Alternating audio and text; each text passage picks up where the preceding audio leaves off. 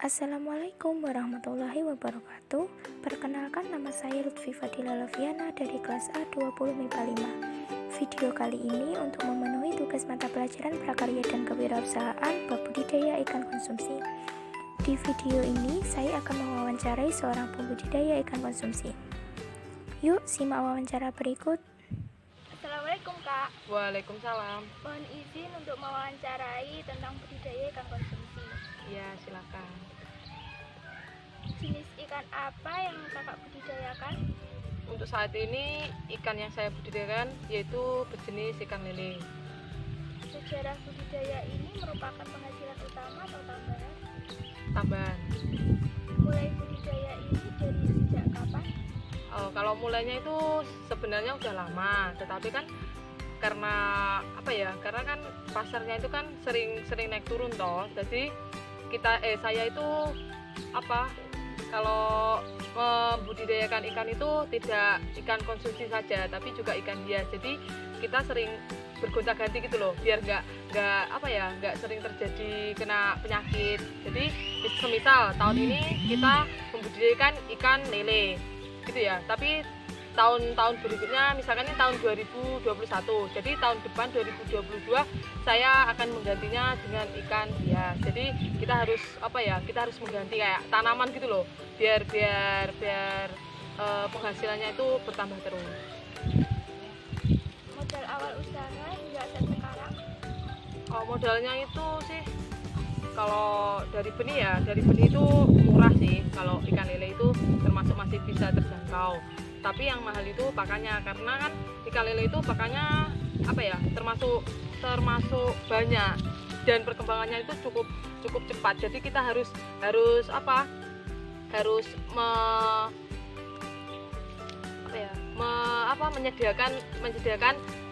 menyediakan makanannya sebelum makanannya itu habis. Jadi modalnya itu ya di pakannya itu yang banyak. Jadi modal awal itu sekitar 2.500.000 lah. Dengan sekarang kalau pendapatan maksudnya kan itu panennya 3 bulan toh. 3 bulan itu bisa mendapatkan sampai 4 juta. Kalau ikannya jumlahnya itu 5.000 ikan. Tergantung besar kecilnya kolam. Kalau Teknik budidaya selama ini ditangani sendiri atau gimana? ya kalau sekarang ditangani sendiri. Cuma saya itu cuma pembesaran saja, belum sampai budidaya yang beli indukan terus dibuahi sendiri, terus kan bisa sampai saya itu cuma beli benih, jadi belum sampai membudidayakan sendiri gitu. Makanan ikan di sini apa saja? Kalau di sini makanannya ya pelet, terus kangkung sama itu loh daun talas, cuma tambahan saja. Teknik pemasaran dan promosi gimana? Kalau pemasarannya itu ikan lele itu sekarang langsung ada pembelinya. Jadi kalau misalkan kalau ikan lele itu kan harus ada ukurannya gitu loh. Kita masuk konsumsi apa tidak. Kalau kita masuk konsumsi ya kita bisa langsung jual, tapi kita kalau misalkan kebesaran itu bisa buat pemancingan. Kalau dijual di pasar itu kan udah nggak laku tau, udah nggak mau gitu. Kesulitan dan kemudahan dalam melakukan budidaya ini apa saja? Kalau kemudahannya yaitu yang pertama mudah, maksudnya dia itu cepat, cuma 3 bulan saja kita udah panen. Terus yaitu harganya kalau naik turunnya itu standar, nggak jelek gitu.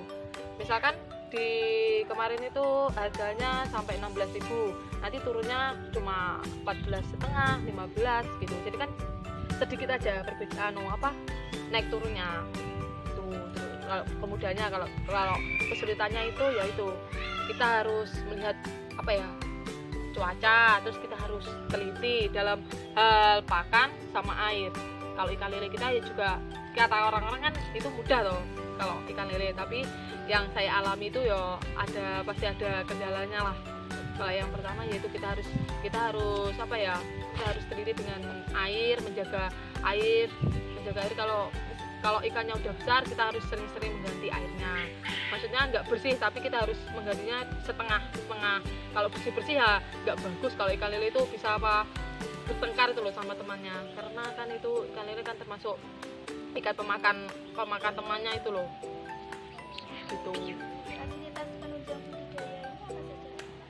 Penunjangnya apa ya, cuma air sih, maksudnya kita harus rutin itu loh, bahasa kasarnya menggerojok air.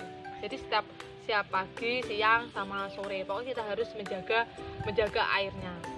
Kalau ikan lele nggak boleh kotor banget, nggak boleh bersih banget. Keuntungan dan kerugian selama berbudidaya dan gimana cara mengatasinya?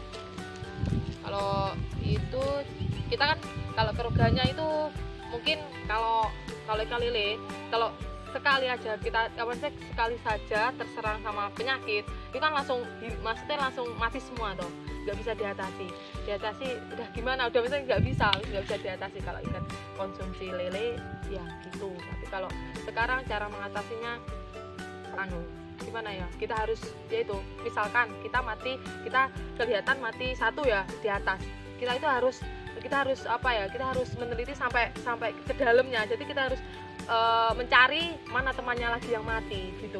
Biasanya kan ikan lele kalau mati nggak ke atas toh, biasanya langsung ke bawah. Jadi kita harus sangat teliti sekali.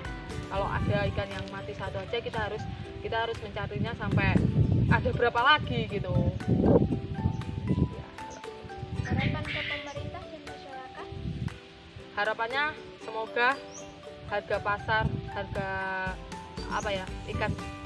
ikan konsumsi itu standar saja. Maksudnya nggak usah naik, nggak usah turun, maksudnya standar aja biar petani itu bisa mendapatkan keuntungan yang semaksimal mungkin. Dan kalau untuk harga pakan ya gimana ya, usahakanlah nggak usah mahal-mahal, karena petani itu gimana ya, tangan pertama. Kalau pedagang aja kan enak toh, cuma ambil keuntungan aja, kita besok udah bisa belanja lagi. Kalau petani dari awal sampai 3 bulan kita harus menunggu sampai panen baru mendapatkan uang. Kalau petani kan gitu. Jadi menurut saya pemerintah harus harus benar-benar membagi, atau pemerintah harus survei langsung ke lapangan. Jangan cuma teori aja, cuma bilang-bilang aja tapi nggak ada prakteknya. Jadi kita harus kita harus ngopeni petani sebaik mungkin, agar petani apa aja lah, petani kebun, petani ikan banyak kan gitu. Kita harus memaksimalkan keuntungan petani. Jadi jangan cuma ngomong aja. Udah. Terima kasih Kak atas waktunya. Oke, sama-sama. Assalamualaikum. Waalaikumsalam. Kesimpulannya yaitu, budidaya ikan konsumsi khususnya ikan lele haruslah rutin dalam memperhatikan air kolam. Usaha ini juga sangat menguntungkan dengan masa panen yang cepat, dan harapan untuk pemerintah supaya harga pasar dan harga pakan tetap seimbang. Sekian video dari saya, kurang lebihnya mohon maaf. Wassalamualaikum warahmatullahi wabarakatuh.